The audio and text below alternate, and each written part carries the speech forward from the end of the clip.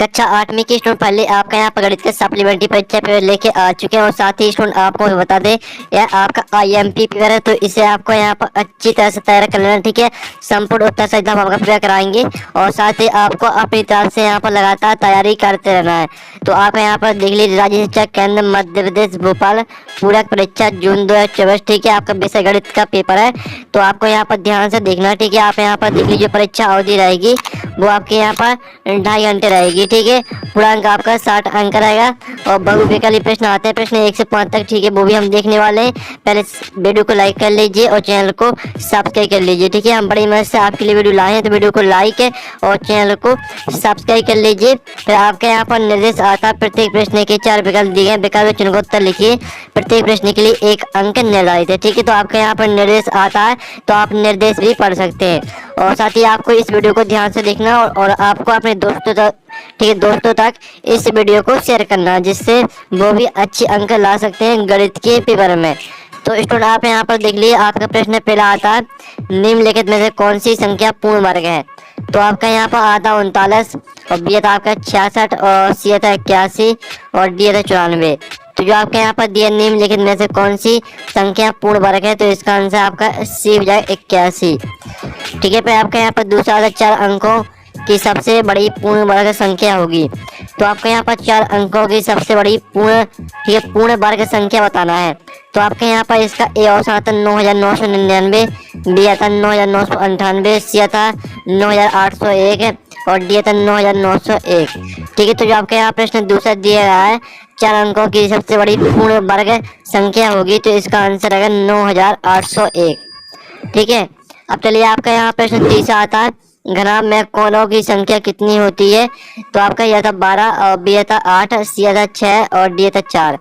तो यहाँ पर घनाभ में जो कोणों की संख्या होती है 12 होती है, तो 12 आपका करेक्ट आंसर रहेगा। फिर आपका प्रश्न 4 आता है, चतुर्भुज के चारों अंतःकोणों की माप का एक फल होता है।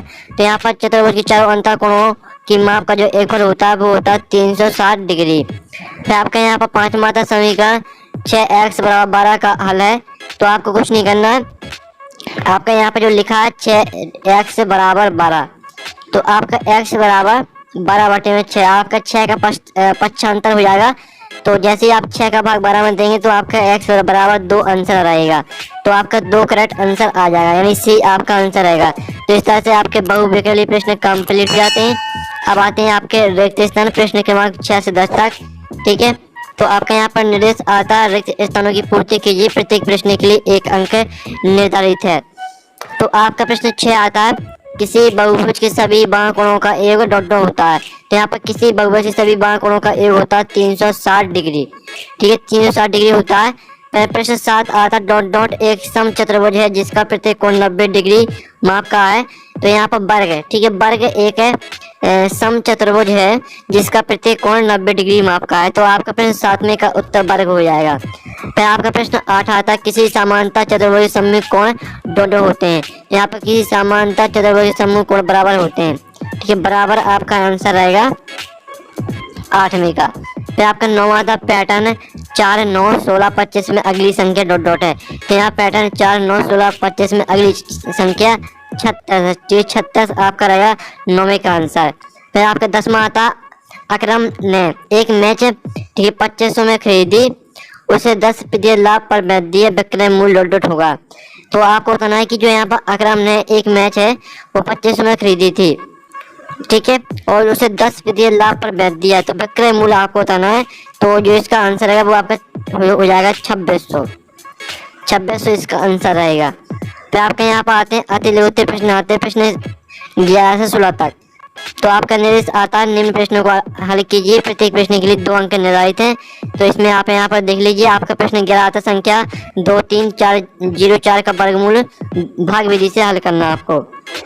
प्रश्न 12 आता, अभाज्य वर्गखंड विधि से 729 का घनमूल ज्ञात कीजिए। जो इनके आंसर वो भी हम बताने वाले हैं, पहले आप यहाँ पर अच्छी तरह से क्वेश्चन को देख लीजिए, फिर इनके आंसर भी हम आपको बता देंगे। प्रश्न आपका यहाँ पर 13 आता है, एक ट्रक 20 मिनट में 12 किलोमीटर चलता है, यदि चाल वही रहे तो वह 6 घंटे में कितनी दूरी तय कर पाएगा। ठीक है, ये आपको बताना है। 14वां आता, 1/4 और 1/2 के बीच आपको 3 परिमेय संख्याएं निकालनी है।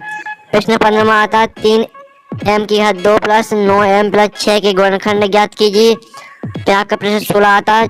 ठीक है, आप यहाँ पर 2400 रुपए पर 5% वार्षिक दर से 2 वर्ष का चक्रवृद्धि ब्याज ज्ञात करना है आपको। ठीक है, ये आपका प्रश्न 16 कंप्लीट हो जाता है। अब आते हैं आपके लघुत्तरीय प्रश्न, आते हैं प्रश्न 17 से 22 तक।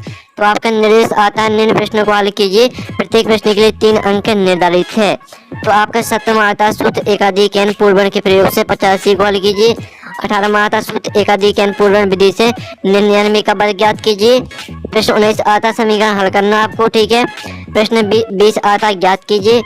प्रश्न 21 आता है ज्ञात कीजिए। ठीक है, देख लीजिए आप यहाँ पर।